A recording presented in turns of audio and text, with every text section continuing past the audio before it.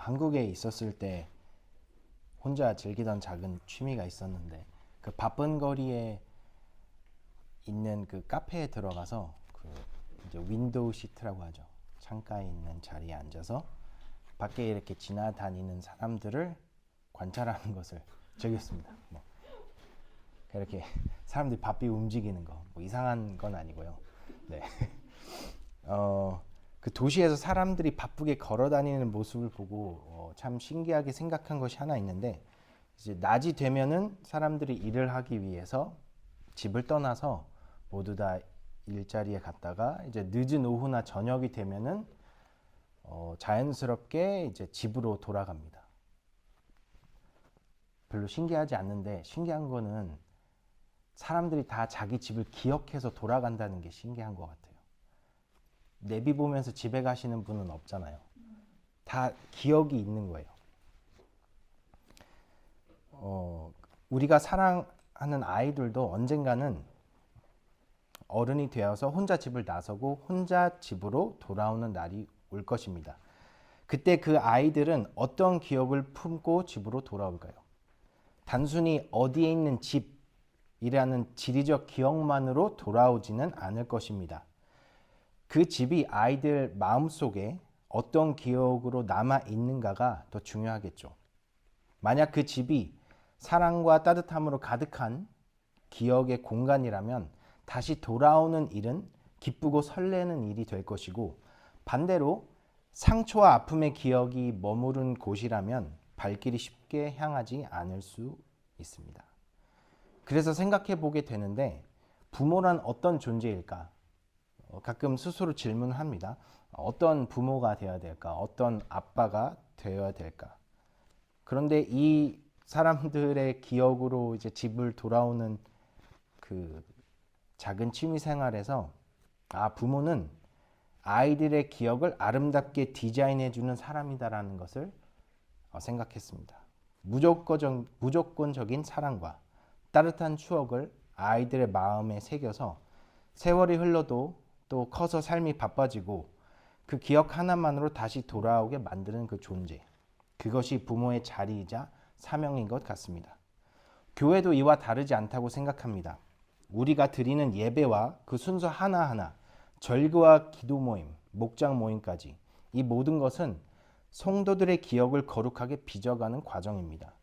그렇게 형성된 거룩한 기억들이 일상 속에서 세상과 구별된 삶을 살아가도록 이끌어주며, 교회는 그런 삶을 훈련하고 격려하며 위로하는 귀한 공간이 되는 것이죠. 이번 주는 교회 달력으로 고난 주간입니다. 영어로는 Holy Week, 독일어로는 Karwoche. 잘 했나요? Karwoche. 네, 구글 번역기의 발음인데, 여기 또 불어 분들이 계시니까 불어로는 Gemeinsand 맞나요? 아닌 것 같은데 반응을 보니까. 네.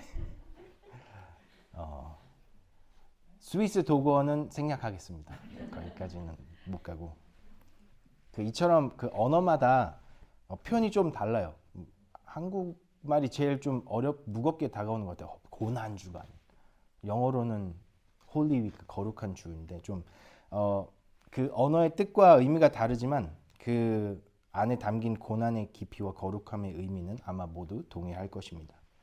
오늘 설교 제목에서도 볼 수 있듯이 이번 한 주 우리가 가장 기억하고 집중해야 할 분은 바로 예수님입니다. 그분의 삶과 고난, 희생, 그리고 가르침을 더 깊이 묵상하며 보내야 할 특별한 주간인 거죠. 예수의 이름의 뜻은 마태복음 1장 21절에 나오는데, 아들을 낳으리니 이름을 예수라 하라. 이는 그가 자기 백성을 저희 죄에서 구원할 자이십니다. 그러니까 예수님의 이름의 뜻은 구원자이십니다. 오늘은 그 구원자 되시는 예수님의 모습을 세 가지 장면을 통해 고난주간과 연결해서 묵상해 보려고 합니다. 첫 번째는 예수의 출신, 종려주일입니다. 사람들은 호산나를 외쳤어요. 하지만 그들이 정말 외친 대상은 누구였을까요? 두 번째는 예수님의 가르침, 성목요일, 최후의 만찬에서 제자들에게 남기신 마지막 가르침이 무엇인지 함께 보려고 합니다. 세 번째, 예수의 십자가, 성금요일. 십자가 위에서 우리는 하나님의 진노와 사랑을 동시에 마주합니다. 그래서 그 예수가 받은 고통 가운데 드러난 사랑과 은혜를 깊이 묵상해 볼 것입니다.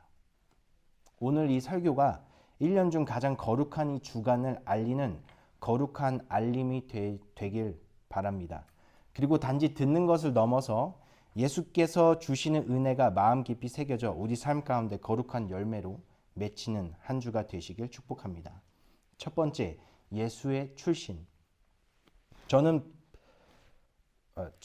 제가 아니라 부모님께서 부르심을 받아서 선교사로 파송 받은 나라가 아프리카의 보츠와나입니다. 예전에 한번 말씀드렸는데 초등학교 4학년에서 중3까지 저는 6년을 살았습니다.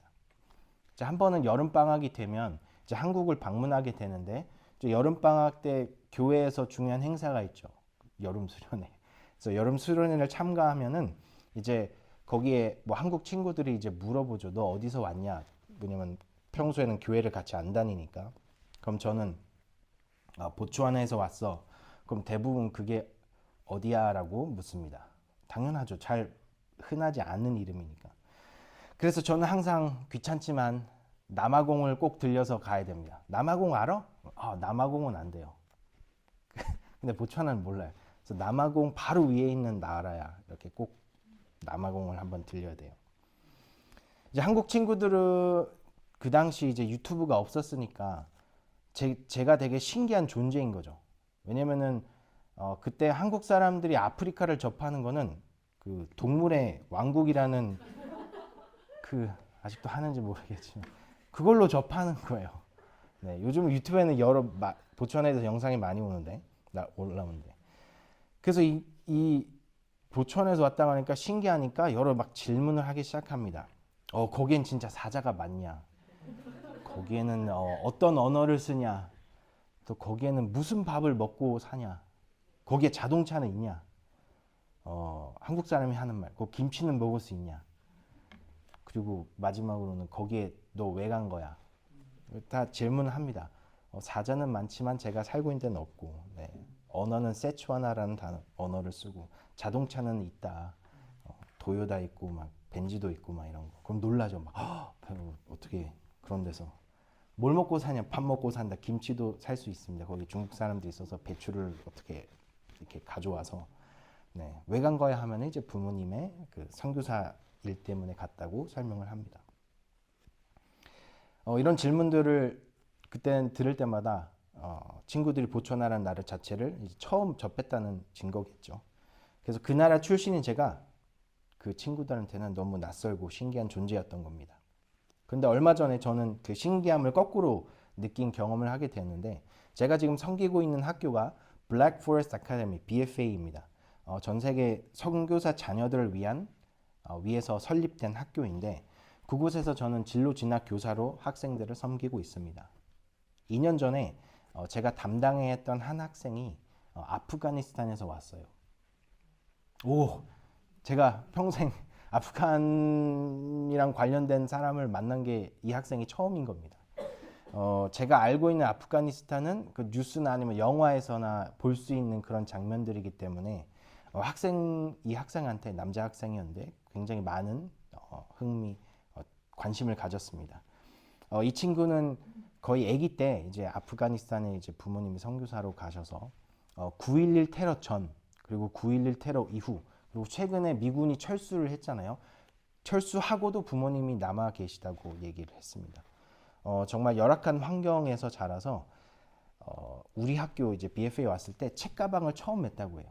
왜냐하면은 평생 홈스쿨을 했기 때문에 책가방을 맬 필요가 없던 거죠. 그래서 우리 학교에서 책가방을 처음 매봤다. 그런 얘기도 해주고. 그래서 저랑 이렇게 만나서 제가 했던 질문 아마 그 한국에서 받았던 비슷한 질문이지 않을까. 혹시 거기는 안전하니? 거기에서는 무엇을 먹고 사니? 또 거기에 뭐 친구들은 있니? 너 무섭진 않았니?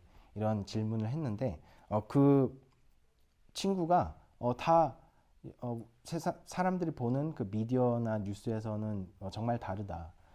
저는 몰랐는데 중동 사람들이 그렇게 환대를 잘 해준대요. 그래서 독일 사람들보다 훨씬 그게 낫다.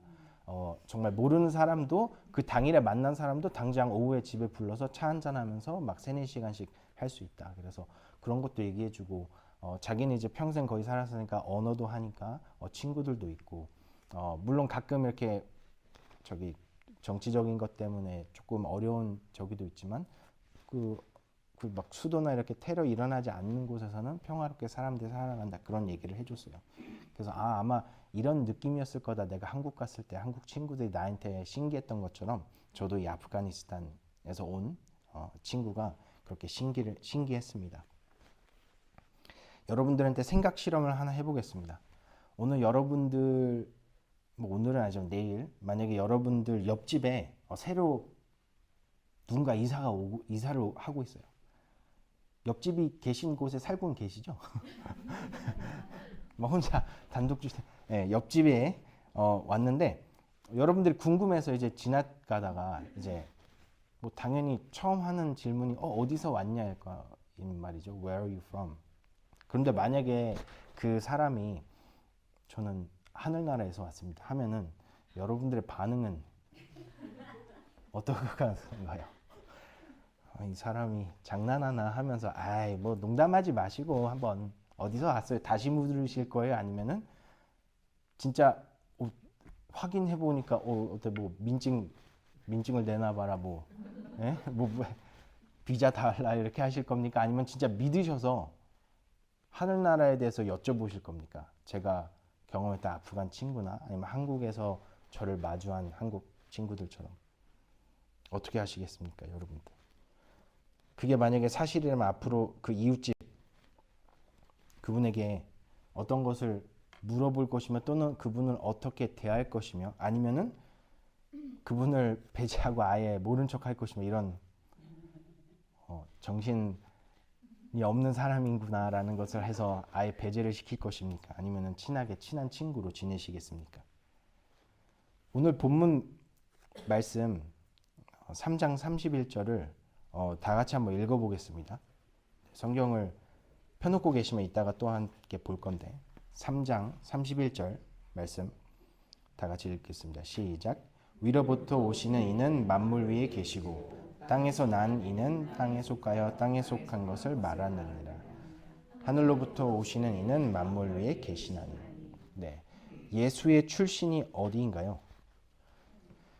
네, 다른 말로 여기 육체적인 출신은 좀 다르겠지만 예수님께서는 하늘에서 오셨습니다. 예수님의 본적 또는 등록 기준지가 어디인가? 네, 하늘나라. 아마 주민등록증이 있으면 거기 주소에 하늘나라라고 적혀 있겠죠. 여러분 이게 사실이라면 어떤 반응을 하실 건가요? 예수가 하늘나라에서 왔다라고 하시면 여러분들은 어떻게 반응하시겠습니까? 뭐 지금 반응으로는 별로 반응을 안 보이셨는데 여러분이 알고 믿고 있는 예수의 본적이 하늘나라이고 천지 창조하실 때 하나님과 함께 계셨고 아브라함보다 더 오래전에 계셨고 왕이자 또 구원자이자 메시아인 예수, 이런 예수님의 고향에 대해 막 감흥이 있으신가요? 막 뭔가 새롭고 막 진짜 신기하다 막 질문들이 떠오르시나요? 아니면은 하늘나라 출신인 것이 너무 여러분들에게 익숙하신가요? 예수라는 이름이 이제는 그냥 동네에서 볼 수 있는 아저씨나 아줌마처럼 익숙한 사람이 되어버렸나요? 예수가 주인공인 이 책, 성경책을 읽으면서 여러분들은 어떤 생각을 하십니까? 성경을 보면서 그냥 하나님의 말씀이구나. 요한복음을 읽으면서 그냥 그래 내가 어렸을 때 읽었던 내용이지. 아니면 성경 일독하시면 오늘 왜 이렇게 이번 장은 왜 이렇게 긴 거야? 이런 생각하십니까?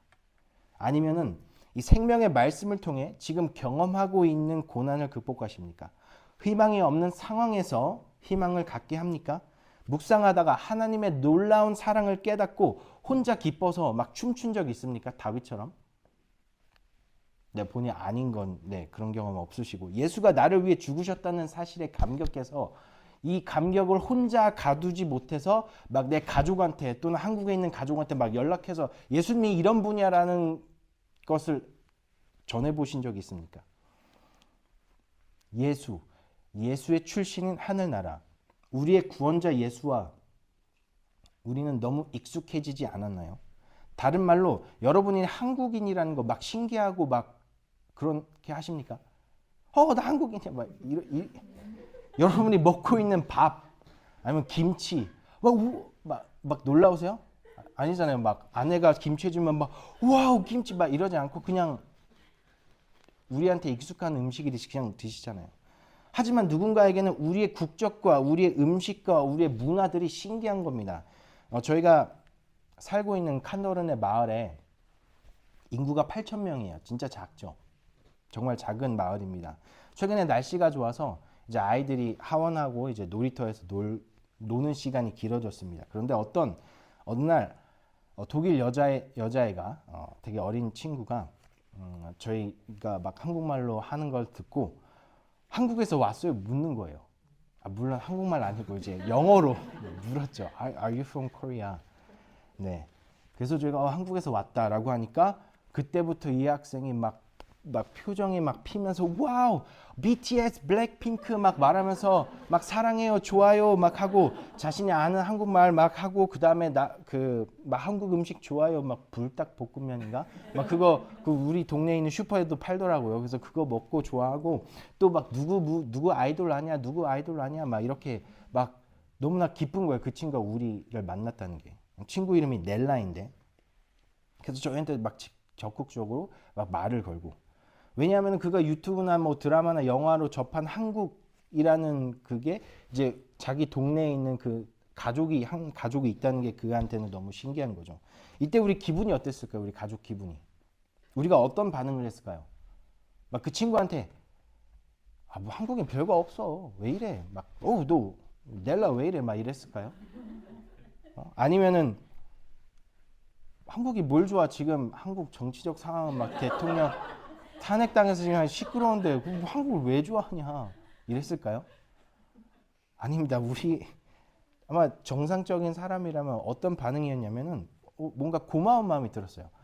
이 한국과 독일 비행기 거리로 하면 8,500km 떨어져 이 작은 시골 8,000명이 사는 작은 시골 마을에 한국을 알고 있는 이 초등학생 넬라 그리고 한국인으로서 자랑스러운 마음을 들게 해주고 한국의 영향력이라는 게 누가 상상했겠어요? 한국에서 불닭볶음면이 이 독일 시골 마을에도 팔린다는 거를 누가 알고 있겠습니까?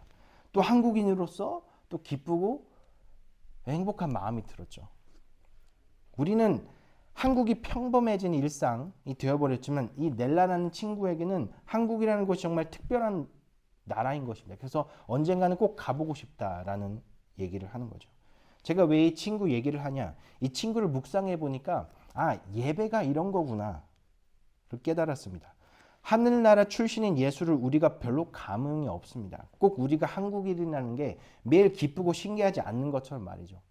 그런데 넬라는 한국을 사랑하고 한국에 대해서 저와 얘기를 하고 싶어하는 이 모든 표현과 소통이 꼭 우리가 예수님을 처음 믿었을 때 좋아해서 예수님에 대해서 찬양하고 예배하고 시간을 내서 기도하고 말씀 읽는 것이었겠구나. 넬라가 우리와 만남을 통해 우리에게 즐거움과 자부심을 주었듯이 예배는 결국 하나님을 기쁘시게 하는 이런 표현이구나. 오늘은 종려주일입니다. 예수님께서 예루살렘에 입성하셨을 때 사람들은 뭘 흔들었나요? 종려나무 가지를 흔들며 그분을 환영했습니다. 그런데 우리는 우리 자신을 돌아봐야 합니다. 그 사람들은 과연 누구를 향해 그 가지를 흔들고 있었을까요? 하늘나라에서 오신 예수님, 이 땅의 진정한 왕으로 오신 예수님, 우리를 구원하실 메시아 예수님. 그래서 호산나, 아까 목사님께서 말씀하셨듯이 그 의미, 우리를 구원하소서라고 외친 것이죠. 그날의 사람들처럼 우리도 오늘 예수님을 바라보고 있나요? 아니면 너무 익숙한 이름, 너무 자주 들은 이야기, 고난중학교 너무 자주 들은 이야기여서 그저 그냥 쉬는 날, 휴일이 있는 날로 여기고 있나요?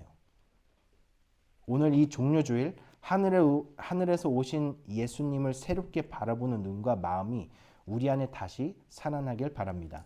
익숙함을 벗고 새로운 시선으로 길 위에서 호산나를 외치던 사람들처럼 우리도 예수님을 향한 기대와 환영의 마음으로 서 있기를 축복합니다. 하늘나라에서 오신 예수님은 그럼 우리에게 무엇을 가르쳐 주시길 원하실까요? 두 번째가 예수의 가르침입니다. 여러분은 학창 시절을 떠올려 보시면 가장 기억에 남는 선생님이 누구신가요? 여기에 뭐 선생님도 계신 분도 있고 아니면 지금 학생의 신분도 있는데 여러분도 어릴 적 학창 시절 때 제가 보츠와나 있었을 때 5학년 때 그 보츠와나는 제2 외국어로 불어를 배웠어요. 지금 다 까먹었는데 불어를 몇 년 배웠었습니다. 그때 불어 선생님의 이름이 기억나요. 마담 따슈쿠바. 불어 사람은 아니고 벨기에 사람이에요. 근데 이 선생님 왜 기억이 남냐? 숙제를 안 해가면 아니면 말을 안 들으면 그 속상함을 적극적으로 표현하시는 분이세요. 그래서 그 5학년 때 기억나는 그 성대모사를 조금 하면은 숙제를 안 해가잖아요. 그러면은 you make me upset. My hair is going up like this. 막 맨날 그 my hair 머리가 되게 기셨거든요. 그래서 맨날 머리가 쓴대요. 머리가 슬지 않죠. 맨날 my hair is going up like this. 마담 따주쿠바. 네. 중학교 때는 사회 선생님이 계셨는데 미스터 아노라는 분이신데 그때는 칠판, 지금 칠판을 쓰는 학교가 있을지 모르겠어요. 칠판 있잖아요. 그 분필로 쓰는 거. 교실에 2개가 있어요. 그분은 들어오시면 처음부터 끝까지 그 칠판 2개를 그 사회 수업에서 그 역사적인 거를 그냥 팩트를 다 그냥 적으세요. 강의 얘기 안 하시고 그냥 너네 이거 받아 적어 하고 처음부터 끝까지 그 빼곡히 적으시고 우리는 그냥 그걸 받아 적어요. 왜? 혹시 시험에 나올지 모르니까. 또 고등학교 때는 수학 선생님이 계신 이때는 제가 한국에서 학교를 다녔는데 수학 선생님 김희경 선생님 이름도 기억하는데 제가 기숙사에 살아서 기숙사 밥이 있잖아요. 근데 이제 집밥 먹고 싶어서 선생님을 쫄라서 한번 그 수학 듣는 애들을 같이 초대했는데 김치찌개를 먹었는데 정말 맛있는 김치찌개를 해주신 그 수학 선생님이 아직도 기억이 납니다. 여러분들도 그런 추억의 선생님들 떠오르실 겁니다. 뭐 좋은 긍정적인 또는 부정적인 기억들이 있는데 그 여러분들은 그 좋은 선생님의 기준이 무엇인가요? 여러분들이 생각하는 좋은 선생님 또는 좋은 선생님의 정의는 무엇인가요?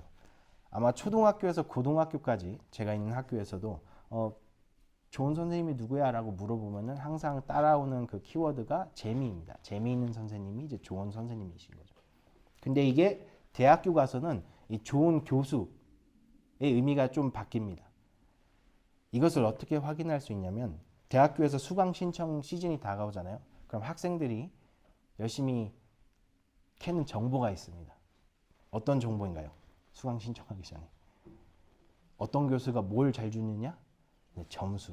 그러니까 성적을 잘 나오게 하는 교수.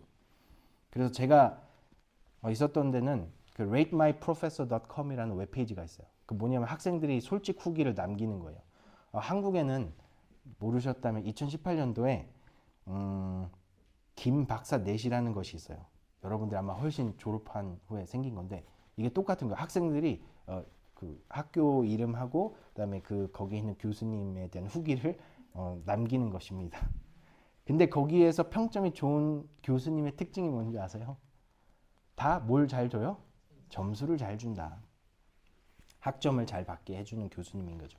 근데 제가 대학생 때 수강 신청할 때 저는 좀 다른 기준을 갖고 있었어요. 그래서 심지어 몇 후배들한테도 조언을 했는데 좋은 교수는 성적을 잘 주는 교수가 아니라 그 과목 또는 그 전공의 사랑에 빠지게 해서 정말 내가 전공을 바꾸게 하는 그 마음이 들게 하는 그런 교수가 진짜 좋은 교수다. 그러니까 다르게 말하면 교수의 열정이 느껴지는 교수가 좋은 교수라고 생각을 했습니다.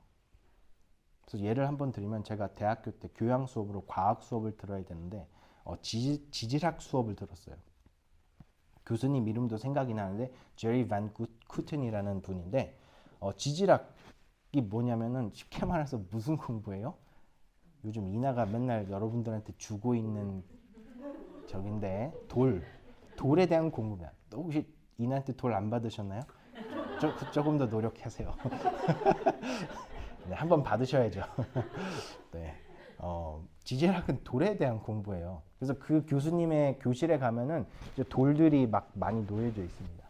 근데 이제 수업 첫날에 이제 그 돌에 대한 뭐 인트로 소개 수업을 하면서 이 돌은 무슨 돌이고 이 돌은 어디서 내가 주웠고 막 돌 들고 설명을 하는데 그분의 표정이 너무나 행복하고 너무나 이 돌을 사랑하는 거를 제가 느껴지는 거예요. 와, 정말 이 사람은 돌을 사랑하는구나. 네. 아마 이 수업을 한 두 번째 학기 들었으면은 아마 지질학으로 병행할 수 있었는데 정말 돌을 사랑해서 막 웃으면서 막 허허 막 이렇게 웃으면서 돌아버리는 줄 네, 알았는데 이런 분들이 정말 좋은 교수인 거죠. 그냥 점수를 잘 주는 교수가 아니라. 이 기준을 예수님한테 한번 적용해 보겠습니다. 예수님께서 가르침의 핵심 또는 예수님의 그 누구 어떤 대상을 사랑에 빠지게 하고 있나요? 예수님의 가르침의 핵심이 뭐예요? 사랑인데 첫 번째는 누구 사랑? 하나님 사랑이고 두 번째는 이웃 사랑입니다. 그래서 오늘 본문 3장 34절 한번 다 같이 읽어볼 것인데요. 3장 34절입니다. 다 같이 읽겠습니다. 시작. 하나님이 보내신 이는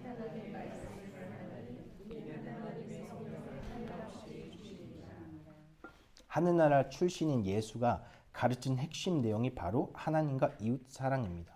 그리고 이번 주 성목요일이 예수님께서 십자가에 달리기시 전날 밤 제자들과 뭐 하셨습니까? 최후의 만찬을 나누셨는데 이날은 단지 그냥 어떤 식사를 같이 하거나 예수님께서 제자들 발을 씻기시면서 섬김을 본을 보이셨는데 여기에서 가장 중요한 가르침, 마지막 가르침, last teaching이죠. 새 계명을 주신 의미 있는 날입니다. 그 새 계명이 무엇이냐? 예수님의 가르침 중에 클라이맥스라고 할 수 있는데요. 요한복음 13장, 이거 다시 같이 읽어볼게요. 몇 장만 앞으로 좀 하시면은 요한복음 13장 34절에서 35절입니다. 요한복음 13장 34절에서 35절 이 두 구절 다 같이 읽어보겠습니다. 시작.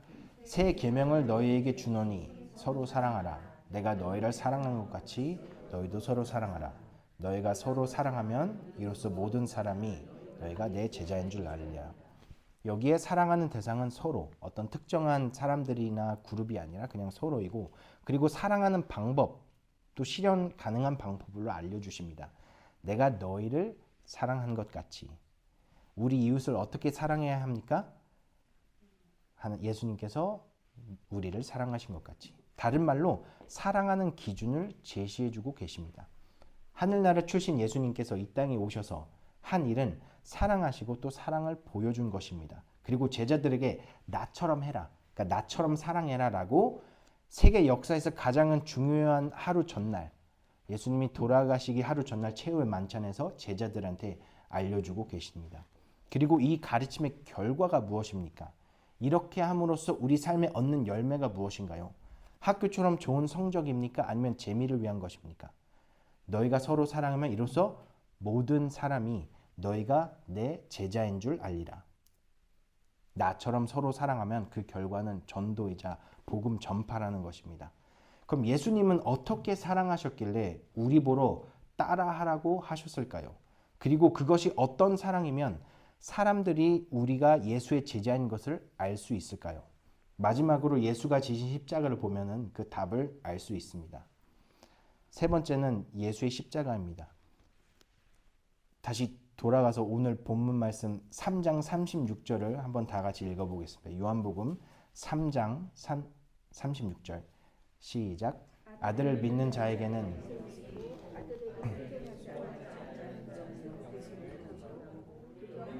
진노가 그 위에 머물러 있느니라. 하나님의 진노 참 무서운 말입니다. 그리고 하나님과 잘 어울리지 않습니다. 유명한 회의론자의 영국의 철학자 버트랜드 러셀은 자신이 예수를 결코 안 믿었던 주된 이유가 바로 하나님의 진노를 너무나 분명하게 예수가 선포했기 때문이라고 설명했습니다. 그래서 예수의 성품에 있는 유일한 심각한 결함이라고 표현을 했습니다. 그런데 이거는 비기독교인들 뿐만 아니라 믿는 사람들조차 하나님의 진노를 이해하고 받아들이는데 큰 어려움이 있습니다. C.S. 루이스는 진노에 대해 이런 어려움을 표현했는데요. 만약 내 힘으로 제거할 수 있다면 이 교리보다 더 기꺼이 기독교에서 제거하고 싶은 교리는 없습니다. 그러니까 하나님의 진노에 대한 교리인 거죠. 여러분은 C.S. 루이스와 공감하십니까? 아니면은 하나님의 진노가 이해가 되고 받아들일 수 있습니까? 36절 본문 말씀에서 요한은 복음의 본질을 다시 한번 강조하고 있는데 믿는 자들은 뭘 얻습니까? 영생을 얻고 믿지 않는 자들은 뭘 얻습니까? 하나님의 진노를 받는다고 얘기를 합니다. 한 주석가는 이 36절을 이렇게 해석을 했습니다. 이 말씀은 하나님의 진노와 그분의 사랑을 둘 다 이해하는 것이 중요하다는 것을 시사합니다. 하나님의 진노는 죄의 심각성을 보여주는 반면 그분의 사랑은 우리에게 용서와 소망을 줍니다. 이 두 가지를 모두 인식하는 것은 하나님이 어떤 분이시며 우리를 얼마나 돌보시는지 온전히 이해하는 데 도움이 됩니다. 더 간단히 말해서 하나님께서 나쁜 일에 대해 분노하신다는 것을 아는 것은 그분이 우리를 용서하시고 우리와 관계를 맺고자 하실 때에 우리를 얼마나 사랑하는지 깨닫는 데 도움이 됩니다. 우리가 신앙생활을 하면서 하나님의 사랑, 하나님의 은혜, 자비, 영생에 대해서 많이 접하고 많이 듣지만 이 하나님의 진노에 대한 메시지는 상대적으로는 적습니다. 그래서 저는 오늘 진노에 대해서 조금 나누고 싶은데요. 이 자녀 교육으로 좀 이해하면 조금 도움이 될 것 같아요. 여기 계신 분들 대부분 자녀가 있으신 것이 확인이 되고 만약에 없으시다면 한때 여러분 스스로가 자녀였고 또 다른 사람의 자녀를 관찰할 수 있습니다. 만약 부모로서 아이들에게 규율만 있고 사랑이 없다면 아이는 어떻게 될까요? 반대로 아이들한테 사랑만 있고 규율이 없다면 어떻게 될까요? 규율과 사랑은 같이 가야 합니다. 하나만 해서는 좋은 자녀 또는 좋은 부모가 되지는 못합니다. 그런데 하나님 아버지는 어떤 부모인가요? 완벽한 부모이시죠. 그래서 오늘 본문에서 이 영생과 진노가 한 구절에 존재할 수 있습니다. 한 주석가는 하나님의 진노는 인간의 죄와 불순종에 대한 거룩한 반응입니다. 하나님의 진노를 일으키는 사건은 대부분 우상 숭배였습니다. 우상 숭배를 다른 말로 하면 무엇입니까? 하나님 대신해서 다른 신을 섬기는 건데 그 다른 신이 누굽니까? 그 대부분 내가 있습니다. 내가 신이 되는 거죠. 나에 대한 생각의 원천이 어디일까요? 이 바로 로마서가 말하는 육신의 생각인데 로마서 8장에서는 육신의 생각은 하나님과 원수가 되나니 이는 하나님의 법에 굴복하지 아니할 뿐 아니라 할 수도 없습니다. 육신이 있는 자들은 하나님을 기쁘시게 할 수 없느니라. 우리 인간의 생각은 누구와 원수가 되나요? 육신의 몸을 입은 우리의 기본값은 디폴트 세팅은 하나님과 원수가 되는 것입니다. 하나님과. 다른 말로 하면 하나님의 뜻대로가 아닌 나의 뜻대로 살아가는 것입니다. 성경에서 죄를 범한 사람들을 보십시오. 누구의 뜻을 따랐습니까? 하나님 대신 자신의 뜻을 따랐습니다. 그 대표가 바로 아담과 하와죠. 그들이 선악과를 따먹은 것이 무슨 상징이에요? 하나님 뜻대로가 아닌 이제 내 뜻대로, 내 마음대로 또는 내가 하나님이 되고자 해서 선악과를 따먹었습니다. 이게 로마서가 말하는 육신의 생각입니다. 하나님의 법에 굴복하지 않는다는 뜻이죠. 우리의 죄된 모습 앞에 나타나는 하나님의 진노는 단지 분노가 아니라 거룩하신 하나님께서 죄를 바라보실 때 당연히 일어나는 의로운 반응입니다. 청교도 목회자로 잘 알려진 조나단 에드워즈, 그의 설교 제목도 참 놀라운데 진노한 하나님의 손에 붙들린 죄인들이라는 설교 제목이 있는데 이 설교에서 하나님의 진노, 거룩한 반응을 이렇게 조금 이미지와 또는 좀 쉽게 와닿게 표현을 했는데요. 그 설교 내용입니다. 여러분이 지난밤 지옥에 떨어지지 않는 이유가 무엇인지 아십니까? 지난밤 눈을 감고 잠이 들었다가 오늘 아침 다시 눈을 뜨고 이 세상을 보게 된 이유가 무엇인지 아십니까? 하나님의 손이 여러분을 붙들고 있기 때문입니다. 또 아침에 잠자리에 일어난 후 지금까지 지내면서 아직도 지옥에 떨어지지 않는 이유가 무엇인지 아십니까? 하나님의 손이 여러분을 붙들고 있기 때문입니다. 또 여러분이 하나님을 예배하는 이 엄숙한 시간에 여러분이 악한 방식대로 예배를 드림으로써 정결하신 하나님을 불쾌하게 해드리고 있는 지금 이 순간, 즉 여러분이 하나님의 집에 들어와 지금까지 예배 드리고 있는 동안 지옥불에 떨어지지 않는 이유가 무엇인지 아십니까? 그 역시 하나님의 손이 여러분을 붙들고 있기 때문입니다. 그 외에 다른 이유는 없습니다. 여러분이 오늘 이 자리에 예배를 드리고 말씀을 듣고 있는 것은 하나님의 손이 여러분을 붙들고 있어서 가능하다는 것을 믿으십니까? 우리는 사랑스러운 하나님의 자녀이기 전에 하나님의 원수인 것을 기억하시면 좋겠습니다. 그런데 이런 원수인 우리에게 하나님은 어떻게 하십니까? 이건 다 같이 한번 읽어볼 건데요. 로마서 5장 8절에서 10절 말씀입니다. 원수인 하나님이 우리를 어떻게 대하시는지 같이 읽어보겠습니다. 로마서 5장 8절에서 10절 말씀. 다 찾으셨으면 같이 읽겠습니다. 5장 8절에서 10절 말씀. 시작. 우리가 아직 죄인 되었을 때 그리스도께서 우리를 위하여 죽으심으로 하나님께서 우리에 대한 자기의 사랑을 확증하셨느니라. 그러면 이제 우리가 그의 피로 말미암아 의롭다 하심을 받았으니 더욱 그로 말미암아 진노하심에서 구원을 받을 것이니 곧 우리가 원수 되었을 때 그의 아들의 죽으심으로 말미암아 하나님과 화목하게 되었은즉 화목하게 된 저로서는 더욱 그의 살아나심으로 말미암아 구원을 받을 것이니라. 언제 하나님께서 그의 아들을 보내셨나요? 우리가 회개하고 하나님의 뜻을 따랐을 때? 아닙니다. 우리가 아직 원수일 때 예수가 하늘나라에서 오신 것입니다. 우리가 원수 되었을 때, 그때 그리스도께서 우리를 위해 죽으셨습니다.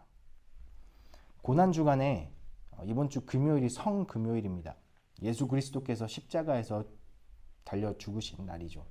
그런데 잡히시는 밤에 이런 장면이 요한복음 18장에 나오는데 예수께서 베드로더러 이르시되 칼을 칼집에 꽂으라.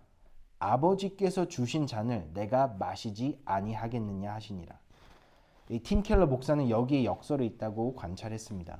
두 개의 역설적인 단어가 한 문장에 존재한다는 것이죠. 아버지와 잔. 아버지는 사랑, 위로, 보호하심, 평안을 뜻합니다. 그리고 반대로 잔은 하나님의 진노와 심판의 상징과 고난의 상징입니다. 그런데 어떻게 이 두 단어가 한 문장에, 한 구절에 들어갈 수 있나요? 그리고 왜 예수님은 하나님이라고 하지 않고 아버지라고 했을까요? 왜냐하면 그 아들이 십자가 위에서 우리를 대신하여 죽으심으로 하나님의 진노를 직접 감당하셨기 때문입니다. 그래서 아버지의 사랑을 깊이 알고 느낄 수 있게 되는 거죠. 킹필러 목사는 십자가는 하나님께서 우리를 얼마나 사랑하시고 동시에 공의로우실 수 있는지를 보여준다고 말하고 있습니다. 그래서 예수가 죽으시기 전에 요한복음 19장 30절에 뭐라고 말씀하십니까? 다 이루었다. 십자가는 대속의 상징입니다. 하나님의 진노가 예수를 짊어지고 대가를 치르는 것을 성취하셔서 다 이루었다고 말씀하시고 죽으신 것입니다. 십자가를 보실 때 여러분, 하나님의 진노가 하나님의 사랑과 같이 보이십니까?